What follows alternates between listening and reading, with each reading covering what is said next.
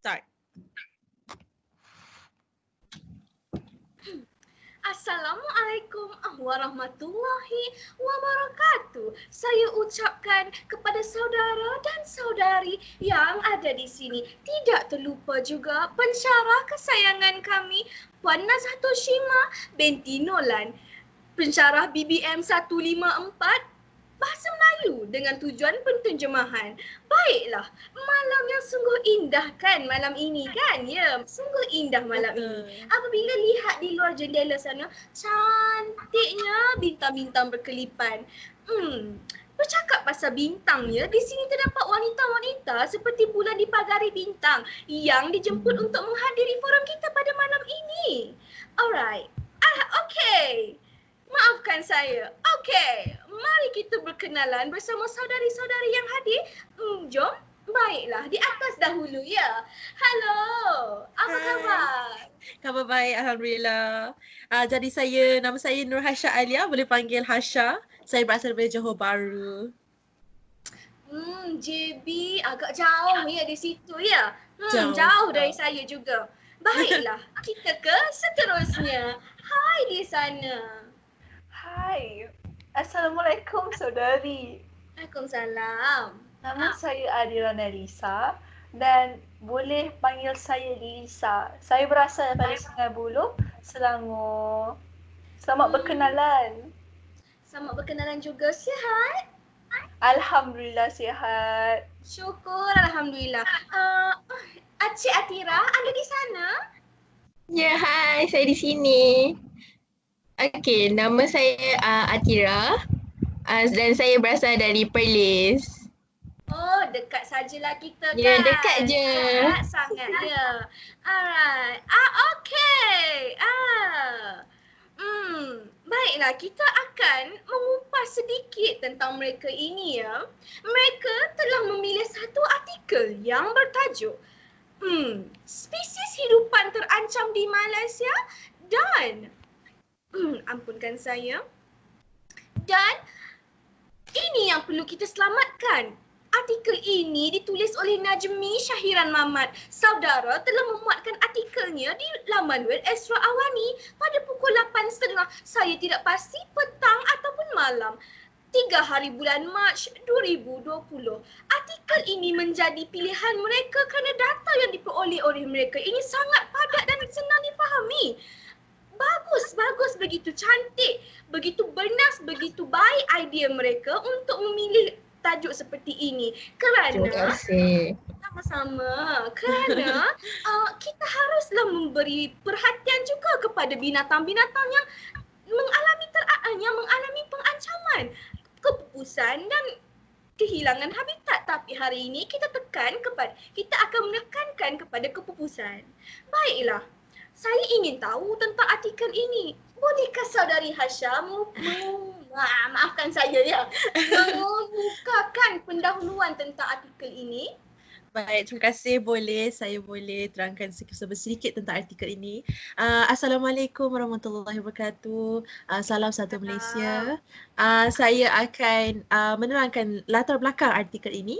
Jadi artikel ini menyentuh tentang kematian 3 badak sumbu Sumatera yang terakhir di Malaysia yang bernama Puntun, Tam dan Iman. Jadi kita boleh lihat nama-nama 3 ekor badak sumbu ini asli namanya ya, asli daripada Malaysia.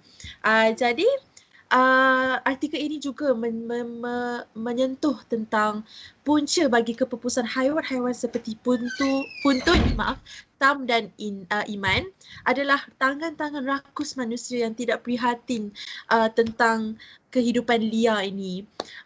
Dan kita boleh lihat dengan tindakan mereka yang merampas balik tempat tinggal haiwan-haiwan ini dan juga memburu haiwan ini secara haram.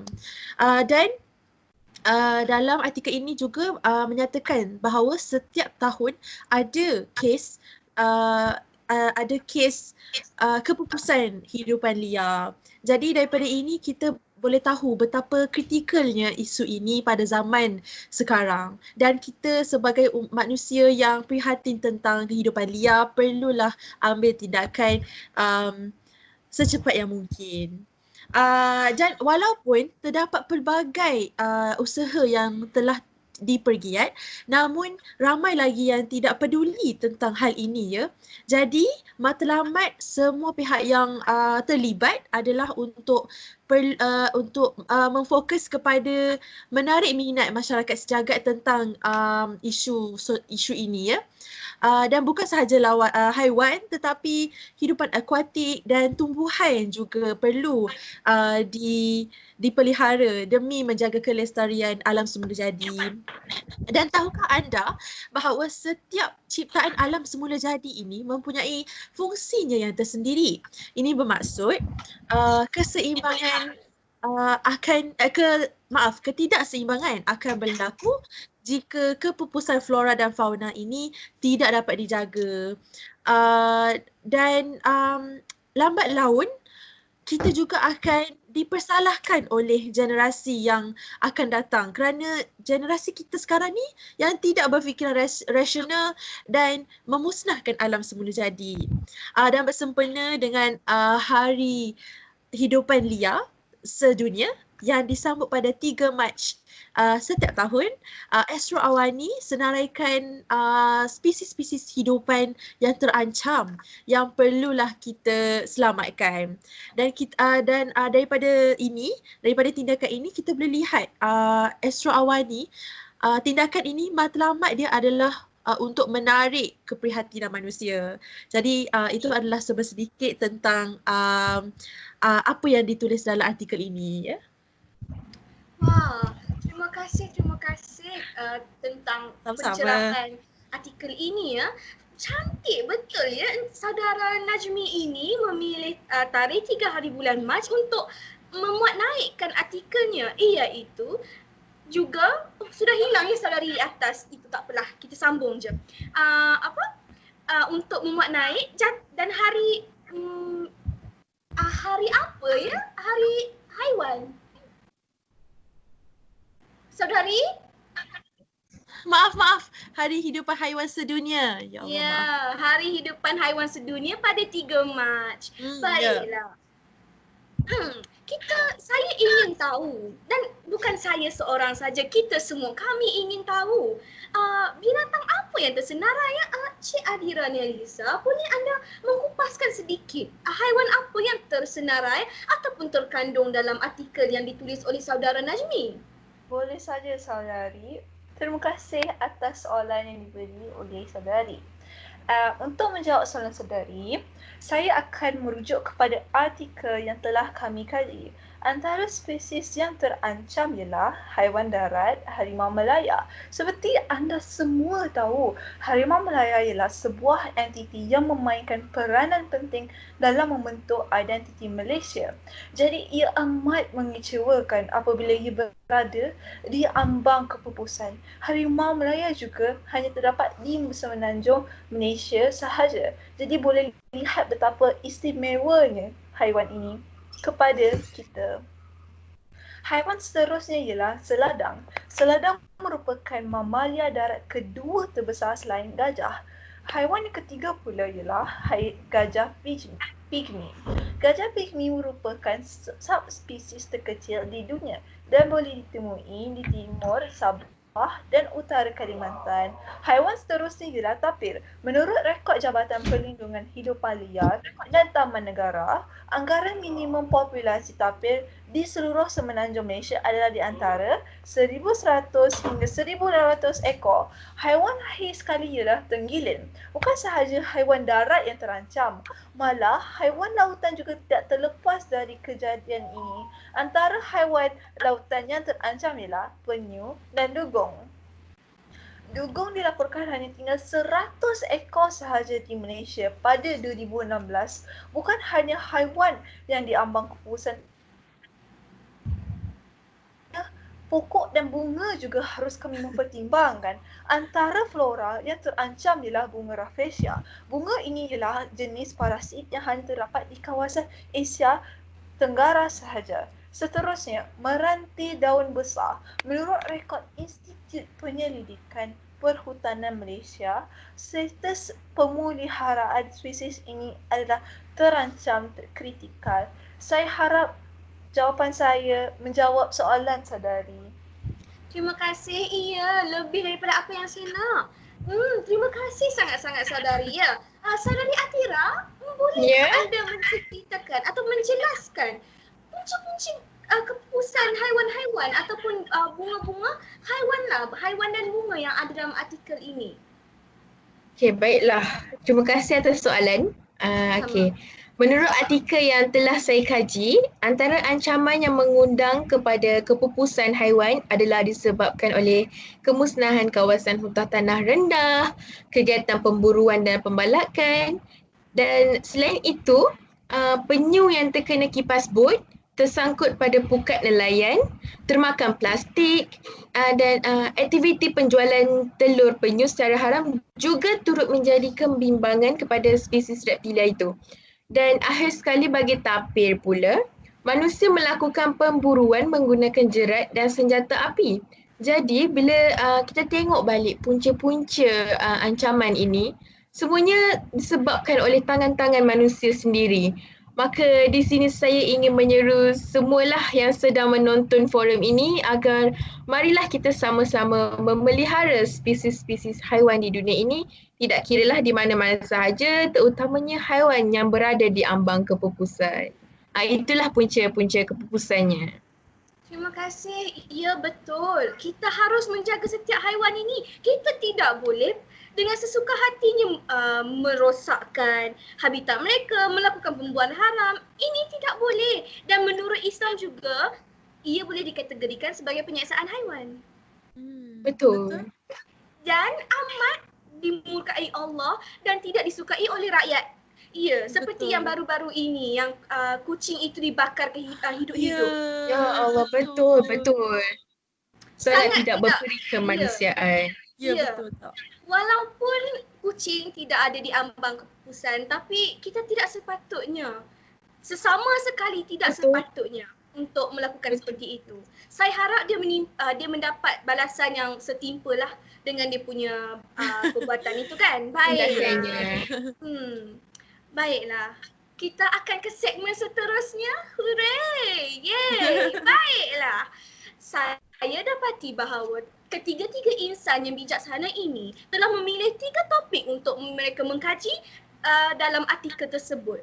Ya, yang pertama adalah pinjaman kata, variasi bahasa dan wacana. Di atas saya akan mengemukakan pinjaman kata, di sini pula variasi bahasa dan ya Cik Tira kita dekat atas tu.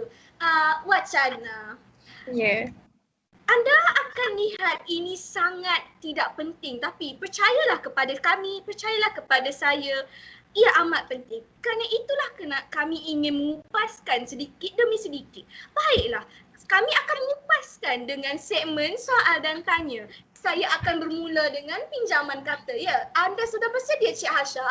Alhamdulillah, saya bersedia. Terima kasih. Baiklah, saya dengan kumpulan saya dari forum ini telah menyediakan 3 soalan buat saudari Hasha, 3 soalan buat Cik Adira Nelisa dan 4 soalan buat Cik Tira. Baiklah. Baik. Kenapa 4 soalan dekat dia mungkin nampak tidak adil, tapi wacana ini amat penting untuk anda belajar, ya. Baiklah. Kita akan memula dengan Cik Hasha. Bersedia? Ya, saya bersedia. Terima Baiklah, kasih. soalan sama-sama. Soalan pertama, terangkan lebih lanjut tentang topik saudari pada hari ini. Setahu saya lah kan, saya dapati yang awak mendapat 28 pilihan dari artikel yang ditulis oleh saudari Najmi Syahiran ini. Ya. Begitu baik, begitu banyak dapatan. Tahniah. Terima kasih. Anda boleh bermula untuk menjawab soalan saya. Baik, jadi soalannya adalah untuk menerangkan lebih lanjut tentang topik saya. Jadi pada malam ini saya akan menerangkan tentang kata pinjaman. Dan kata pinjaman ini ada berkait rapat dengan pinjaman bahasa. Jadi hari ini saya akan bermula dengan menerangkan sedikit tentang pinjaman bahasa terlebih dahulu. Jadi peminjaman bahasa ini ialah satu proses meminjam bahasa dan kata-kata daripada satu bahasa itu oleh bahasa yang lain, dan ia juga untuk kepentingan masyarakat yang meminjam bahasa tersebut. Dan peminjaman bahasa ini berlaku apabila suatu bahasa bertembung dengan bahasa lain dan penutur suatu bahasa itu akan berinteraksi dengan penutur bahasa yang lain. Jadi peminjaman bahasa ini tidak semestinya perlu memulangkan semula perkataan yang dipinjam itu, tidak. Ia boleh dikatakan sebagai bahasanya tersendiri bila sudah dipinjam, iaitu. Jadi seterusnya peminjaman bahasa ini, bahasa yang berpengaruh apabila bertembung dengan bahasa yang kurang berpengaruh akan saling melengkapi.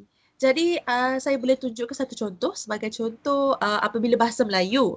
Bahasa Melayu bertembung dengan bahasa Sanskrit yang kita semua tahu, sebuah bahasa yang lama, ya. Bahasa Sanskrit ini adalah daripada kurun yang ketujuh. Jadi bahasa Melayu telah meminjam sebilangan perkataan daripada bahasa Sanskrit. Jadi dari sini kita boleh lihat hubungan antara bahasa yang berpengaruh bertembung dengan bahasa yang kurang berpengaruh di sini. Jadi saya boleh saya boleh menyentuhlah topik saya hari ini, iaitu kata pinjaman. Jadi kata pinjaman ialah kata yang dipinjam dari satu bahasa lalu diterapkan dalam satu lagi bahasa. Jadi perbezaan adalah antara dua topik ini adalah kata pinjaman menerapkan satu bahasa yang lain dalam sesuatu bahasa ini. Jadi kata pinjaman sering digunakan untuk konsep atau gagasan yang eksotik. Maksud saya eksotik adalah asing kepada sesebuah masyarakat tertentu. Dan misalnya, saya boleh bagi contoh seekor haiwan. Seekor haiwan yang tidak berasal daripada satu tempat itu diberi kata pinjaman dalam bahasa itu, dalam bahasa yang lain. Sebagai contoh, perkataan haiwan singa. Singa tidak berasal daripada Nusantara. Jadi ia diberi kata pinjaman dalam bahasa Melayu. Setahu saya, singa adalah daripada bahasa Sanskrit. Dan kebanyakan istilah khusus untuk muzik klasik Eropah, ya, mereka dipinjam dari bahasa Itali. Jadi sampai sini saja saya boleh saya boleh terangkan bagi menjawab soalan yang pertama ini. Baik, terima kasih Saudari Hasha. Soalan kedua pula. Baiklah. Apakah yang boleh dikaitkan dengan isu peminjaman kata ini dengan artikel yang telah dipilih oleh anda semua? Oh, baik. Apa yang boleh saya kaitkan dengan isu peminjaman kata ini dengan artikel yang kami pilih ni adalah ciri-ciri kata pinjaman yang saya jumpa dalam artikel. Dan seperti yang Dairi kata tadi, saya dah jumpa 28 carian kata pinjaman dalam artikel ini. Jadi antara 28 ini adalah mereka menepati beberapa ciri-ciri kata pinjaman. Jadi salah satunya adalah kata pinjaman kadang-kala mempunyai perbezaan ejaan daripada bahasa asalnya. Sebagai contoh, perkataan sistematik dalam artikel ini. Jadi perkataan sistematik berasal daripada bahasa Inggeris dan ejaannya adalah pada awal perkataannya adalah SYS dan akhirnya adalah huruf C. Jadi bahasa Melayu meminjam perkataan ini daripada bahasa Inggeris dan menukarnya dari segi ejaan dia. Dan sebutan dia sama, sistematik, cuma bezanya adalah ejaannya sahaja. Jadi ejaan dalam bahasa Melayu, perkataan sistematik ialah pada awalnya adalah SIS dan akhirnya adalah huruf K berbanding daripada bahasa Inggerisnya. Dan juga ada lagi perkataan yang mematuhi ciri ini seperti aktiviti, aquatic, Disember dan sebagainya yang berada dalam yang terkandung dalam artikel ini. Dan ciri yang kedua yang saya jumpa dalam artikel ini adalah kata pinjaman mempunyai perbezaan dari segi perbuatannya. Maaf. Apa saya cakap ni? Perbuatan? Maaf. Sebutan. Perbezaannya dari segi sebutan daripada perkataan asalnya. Jadi sebagai contoh adalah perkataan mamalia dan mammal. Jadi perkataan mamalia ini berasal daripada perkataan Inggeris iaitu mammal dan bezanya adalah sebutannya.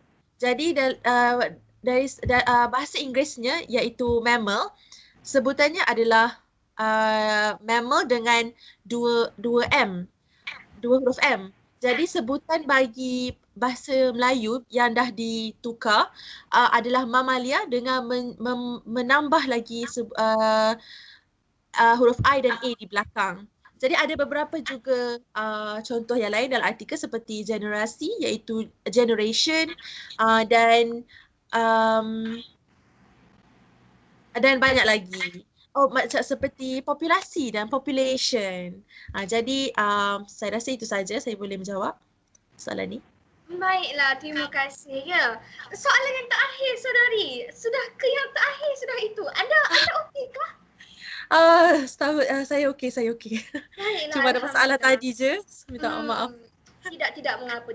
Kita buat salah kan. Pada pendapat saudari, perlukah kita tahu sama ada perkataan tertentu adalah peminjaman kata ataupun tidak? Okey, terima kasih moderator. Soalan yang bernas. Jadi pada pendapat saya, kita perlulah tahu untuk membezakan kata pinjaman dan kata asal. Jadi apabila kita mengetahui, kita dapat membezakan perkataan yang mana adalah kata pinjaman dan yang mana adalah asli bahasa Melayu, kita dapat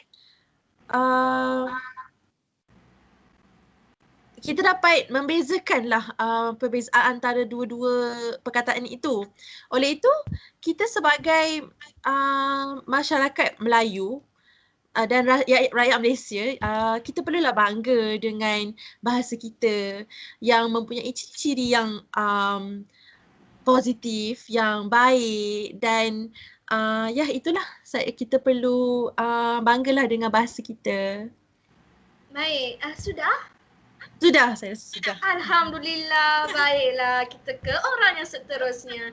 Baiklah saudari, benarkah anda yang mengendalikan variasi bahasa dalam artikel ada yang terdapat dalam artikel ditulis oleh saudara Najmi tersebut? Betul tu, saudari. Saya akan membincangkan topik tentang variasi bahasa. Ampunkan saya lah dulu yang sedang menonton tersilap cakap, ya kan? Ampunkan saya. Baiklah, soalan yang pertama Adira Derisa. Apakah maksud variasi bahasa? Sebelum itu, izinkan saya merangkapkan sebuah pantun kepada anda semua. Sila anda jalan anda dibuka ya. Silakan. Okey, baiklah. Merah menyala si bunga raya. Biarkan ia mereka di sana. Izinkan saya mula bicara agar manfaat diperoleh bersama. Bismillahirrahmanirrahim. Assalamualaikum dan salam satu Malaysia. Seperti anda semua tahu, nama saya adalah Adira Nelisa binti Azharul Nahar dan saya akan membincangkan topik berkenaan dengan variasi bahasa. Untuk menjawab soalan saudari, apa itu variasi bahasa? Variasi bahasa ialah bentuk bahasa yang berbeza bagi maksud yang sama berdasarkan situasi berbeza tertentu. Variasi bahasa juga turut membawa maksud kepelbagaian bahasa yang ditentukan oleh faktor teknikal bahasa iaitu sebutan, kosakata dan tata bahasa. Bahasa yang kita gunakan seharian tidak sepenuhnya sama. Terdapat kelainan yang kadang-kadang tidak kita sedari dan digunakan secara spontan. Itu saja. Saya harap jawapan saya dapat menjawab soalan saudari. Oh, dapat. Berjaya. Sangat-sangat berjaya. Baiklah, soalan yang kedua. Berapakah jenis variasi bahasa yang terdapat dalam artikel yang dipilih? Soalan yang menarik, saudari. Terima kasih. Maafkan saya, hidung saya gatal. Ya, tidak apa. Untuk menjawab soalan saudari, variasi bahasa boleh dibahagi kepada 3 aspek pertama, iaitu ideolek, dialek kawasan dan dialek sosial. Ideolek bermaksud variasi atau ragam bahasa yang bersifat individu atau kelainan antara individu. Manakala dialek kawasan bermaksud kelainan bahasa yang digunakan oleh sekelompok masyarakat pada tempat dan waktu tertentu yang berbeza dari segi sebutan, kosakata dan tata bahasa daripada bahasa baku yang digunakan secara tidak rasmi dalam perhubungan kekeluargaan dan perhubungan harian. Di dalam forum ini, saya akan tekankan dialek sosial. Dialek sosial dikaitkan dari segi penggunaan, iaitu bahasa mungkin berbeza mengikut kumpulan sosial dan situasi yang digunakan. Antara komponen dialek sosial ialah bahasa baku. Mengikut Galvin dan Mathiot, bahasa baku ialah bahasa yang telah mengalami proses pengokodan yang diterima oleh masyarakat dan menjadi norma kebahasaan seluruh masyarakat itu. Contohnya, harga disebutkan harga, bukan harga atau harga. Komponen seterusnya ialah bahasa formal. Bahasa formal ialah variasi bahasa yang sewaktu digunakan mematuhi segala peraturan yang telah ditetapkan sama ada dari segi sebutan, sistem imbuhan, binaan dan susunan ayat serta pilihan perkataannya, misalnya selamat tengah hari. Komponen yang ketiga, bahasa tak formal. Bahasa tak formal bermaksud variasi bahasa yang sewaktu digunakan tidak mempunyai peraturan khusus. Contohnya, kau nak pergi mana? Komponen yang keempat, bahasa halus. Bahasa halus ialah bahasa yang terdiri daripada perkataan yang lebih lembut. Seterusnya, bahasa kasar. Bahasa kasar ialah bahasa yang tidak sopan atau tidak manis dituturkan. Komponen dialek sosial seterusnya ialah bahasa kiasan. Bahasa kiasan merupakan bahasa yang memperkatakan sesuatu cara mengiaskannya pada yang lain, sama ada dengan menyebutkan bandingan atau tidak menyebutkan bandingan. Misalnya kencing ditukarkan kepada ke sungai kecil dalam bahasa kiasan. Akhir sekali, bahasa istana.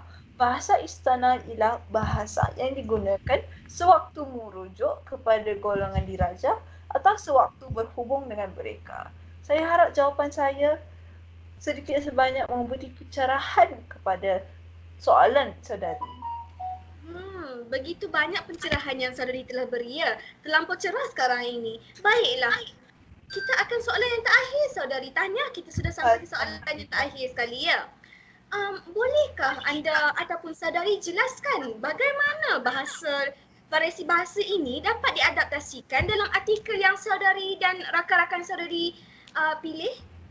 Boleh sahaja. Malah saya lebih daripada Boleh. boleh untuk menjawab soalan saudari. Boleh, Alhamdulillah. Silakan. Jenis variasi bahasa yang digunakan dalam wacana yang dipilih ialah variasi bahasa jenis bahasa formal.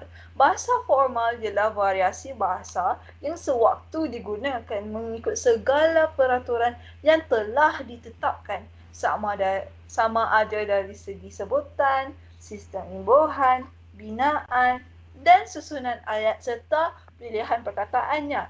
Seperti yang saya sebutkan di soalan tadi, Contoh yang boleh didapati dalam artikel terpilih adalah bahasa formal. Bahasa formal mempunyai bentuk sapaan dan gelaran digunakan dengan betul dan pada tempat yang sesuai. Penulis menggunakan bentuk sapaan dan gelaran dengan betul dalam menyampaikan maklumat mengikut atas talian. Contohnya dalam artikel, janganlah kita pula yang dipersalahkan akan datang. Orang tidak lagi boleh melihat satu persatu spesies hidupan flora dan fauna berikut yang mungkin akan menerima nasib yang sama seperti puntung, tam dan iman. Penulis menggunakan bentuk sapaan yang sopan dengan menggunakan bahasa formal dalam menegur sesetengah pihak agar mereka tidak terasa dan mengambil hati. Perkara ini amatlah penting dalam mengambil hati pembaca untuk merangsangkan perasaan mereka dalam membaca wacana tersebut. Itu saja. Terima kasih, saudari. Terima kasih juga saudari kerana menjawab soalan saya. Baiklah, kita ke saudari yang seterusnya. Hai saudari Atira. Ya, hai. Ada apa soalan? Bersedia? Ya, saya sangat bersedia. Saya sangat bersedia.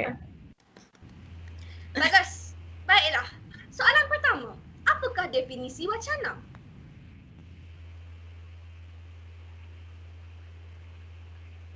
Saudari, saya mengulangi soalan saya. Apakah definisi bagi wacana? Okey, baiklah. Okey, definisi wacana ini sangat mudah. Okey, wacana adalah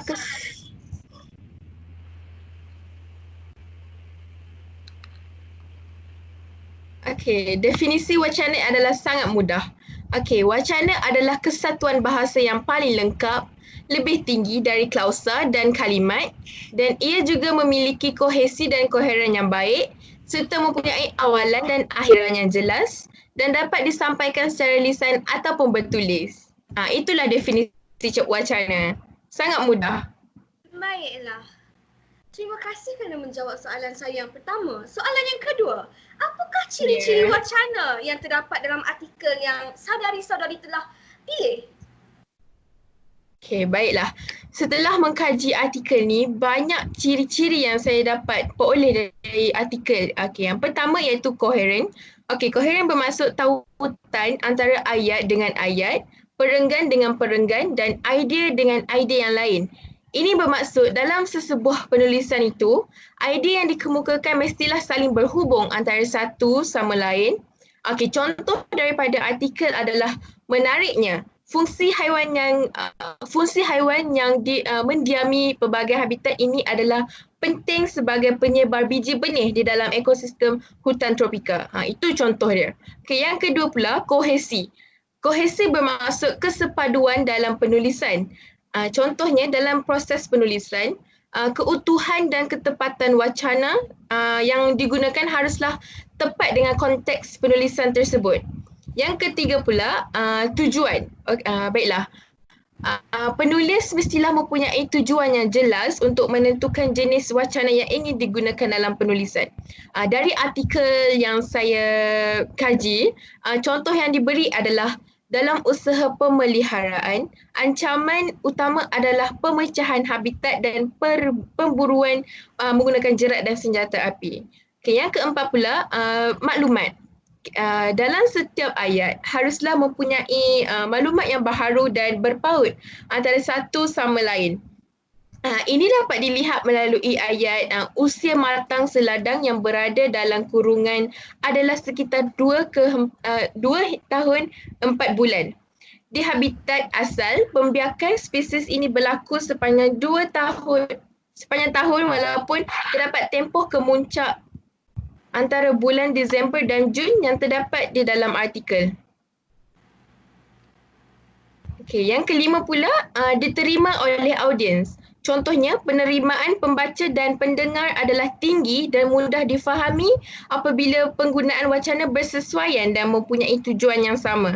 Okey, yang keenam, andaian dan inference. Inference memberikan maklumat yang baharu kepada andaian yang akan dibuat pada ayat yang seterusnya. Yang ketujuh pula, hubungan. Okey, wacana yang digunakan mestilah berhubung dengan ayat seterusnya yang hendak digunakan serta berhubungan dengan idea-idea yang akan dilontarkan dalam artikel tersebut. Okey, yang terakhir iaitu yang ke-8, maklumat yang tidak berlawan. Maklumat mestilah logik, akal dan tidak bertentangan dengan maklumat dengan ayat yang sebelumnya. Jadi ini bermaksud setiap artikel mestilah memiliki ciri-ciri yang saya sebutkan tadi kerana ciri-ciri ini sangat penting dalam setiap penulisan supaya mesej ataupun maklumat yang ingin disampaikan adalah jelas dan tepat. Itulah itu saja. Baiklah, kita cepat sedikit ya. Apakah kepentingan wacana dalam artikel ini? Okey, aspek wacana dalam artikel ini sangatlah penting kerana wacana akan mempengaruhi pengolahan struktur setiap ayat, perenggan, kosakata dan bahasa secara keseluruhannya yang sangat diperlukan dalam usaha menghasilkan sebuah penulisan yang baik. Contohnya kan, sekiranya kita hendak membina satu ayat bagi penutup, wacana yang kita boleh gunakan adalah seperti akhir sekali ataupun sebagai penutup mukadimah ini ataupun mungkin saya sudahi ucapan ini dengan. Jadi sekiranya kita guna ayat-ayat sebegini, maka pembaca ataupun audiens dapat tahu bahawa itulah penutup kita ataupun itulah perenggan terakhir. Ada apa lagi soalan? Baiklah, soalan yang terakhir, kerana ini. Jikalau wacana tersebut tiada, bagaimanakah ia akan menjejaskan artikel ini ya? Okay, baik. Sekiranya tiada wacana digunakan dalam sebuah penulisan ataupun artikel, saya yakin bahawa pembaca ataupun audiens tidak dapat menilai sesebuah artikel tersebut dengan jelas. Contohnya, pembaca tidak dapat mengenal pasti mana satu perenggan penutup, idea seterusnya ataupun idea tambahan kerana maklumat-maklumat yang bercanggah.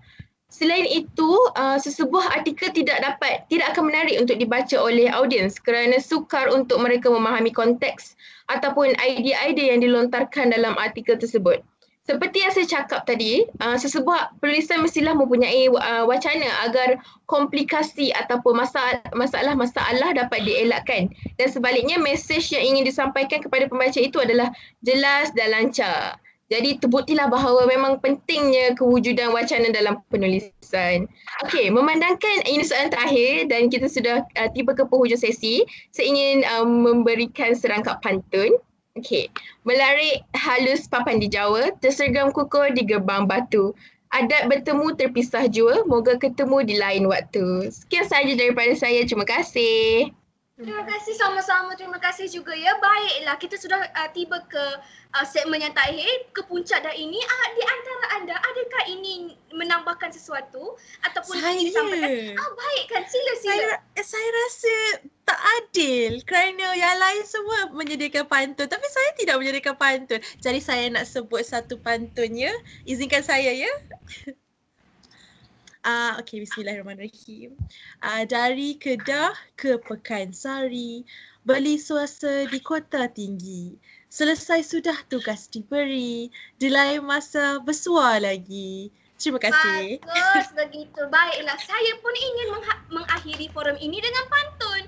Baiklah, dengarlah pantun saya. Hari-hari makan laksa, sedapnya kuah ikan kelisa, badan kuat seperti perkasa. Selamat menyambut hari Selasa. Baiklah. Assalamualaikum warahmatullahi wabarakatuh. Terima kasih kerana menonton. Terima kasih kerana menghadir. Kerana menjemput kami. Terima kasih. Terima kasih ya, saudari. Terima kasih. Selamat tinggal semua ya. Selamat tinggal.